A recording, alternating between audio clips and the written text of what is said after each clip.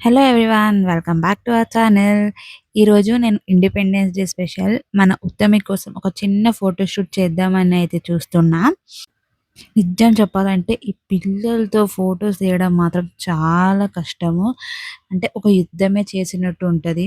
చూసారుగా ఎలా చూస్తుందో, ఎలా నేను కెమెరాస్, ఫ్లాగ్, ప్రాప్స్ అన్నీ పెట్టి రెడీగా ఉన్నా. కానీ ఇది అస్సలు పట్టించుకుంటలేదు.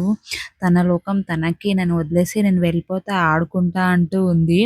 ఒక్క ఫ్రేమ్‌లో కూర్చోబెడితే వేరే వైపు పరిగెట్టేస్తుంది. ఫ్లాగ్ పట్టుకోమంటే ఫ్లాగ్‌తో ఆడుకుంటుంది.